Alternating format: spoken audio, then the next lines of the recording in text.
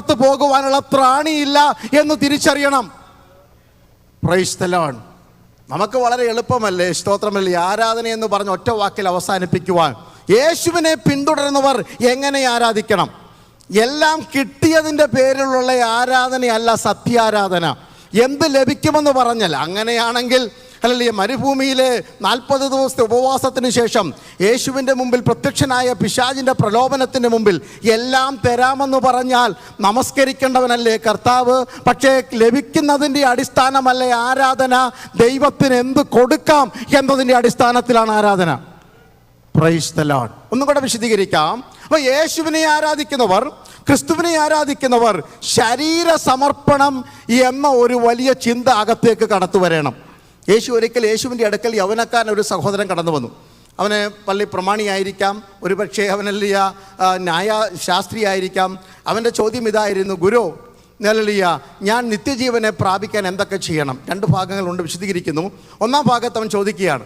അപ്പോൾ യേശു പറഞ്ഞു, ഒരു കാര്യം ചെയ്യ്, കൽപ്പനകളൊക്കെ പ്രമാണിക്കണം. ഏതൊക്കെ കൽപ്പനകളാണ്? 10 കൽപ്പനകളൊക്കെ വായിച്ചു കഴിഞ്ഞപ്പോൾ അവൻ A+ ആണ്. ഞാൻ സത്യമായി നിങ്ങളോട് ചോദിക്കട്ടെ, പ്രസംഗിക്കുന്ന ഞാൻ ഉൾപ്പെടെ 10 കൽപ്പന അനുസരിക്കുന്നവർ എത്ര പേരുണ്ടെന്ന് ചോദിച്ചാൽ എനിക്ക് തോന്നുന്നില്ല A+ വാങ്ങിച്ച് ഇന്ന് രാത്രി പോകാൻ പറ്റുന്ന ആരെങ്കിലും ഇവിടെ ഉണ്ടെന്ന്. പക്ഷേ ഇവൻ A+ കിട്ടി. യേശു അവനെ നോക്കി, ലൂക്കോസ് 18-ാം അധ്യായത്തിലുണ്ട്. യേശു അവനെ നോക്കി സ്നേഹിച്ചിട്ട് പറഞ്ഞു, കൊള്ളാം, നീ എല്ലാം ചെയ്യുന്നവനാ, പക്ഷെ നിനക്കൊരു കുറവുണ്ട്. എല്ലാം ചെയ്തു, പക്ഷെ നിനക്കൊരു കുറവുണ്ട്.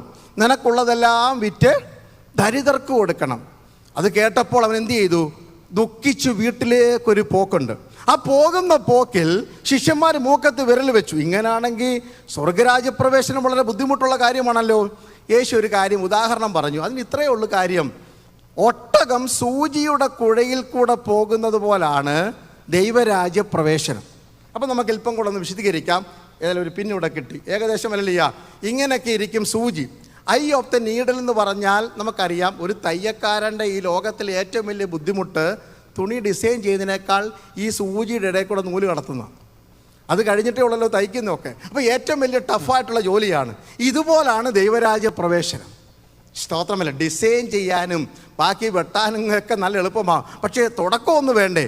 ദൈവരാജ്യ പ്രവേശനം എന്ന് പറഞ്ഞാൽ ഒരു ആത്മീയൻ ദൈവവചനമെന്ന സൂചിക്കുഴിയുടെ വക്കിലേക്ക് കടന്നു വന്ന് നിൽക്കുമ്പോഴാണ് സൂചിക്കുഴയുടെ സൈസും ഒട്ടകത്തിൻ്റെ സൈസും കൂടെ നിങ്ങളൊന്ന് കമ്പയർ ചെയ്താട്ടെ.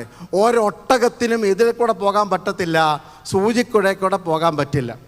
പിന്നെ പെന്തിക്കോസുകാരെല്ലാം കൂടെ തീരുമാനിച്ചു, നേതാക്കന്മാരെല്ലാം കൂടെ തീരുമാനിച്ചു, ഒട്ടകത്തെ പിണക്കാൻ പറ്റത്തില്ലല്ലോ, കാരണം ഒട്ടകം സഭ വിട്ടുപോകും. അതുകൊണ്ട് എന്ത് ചെയ്യാൻ പറ്റും?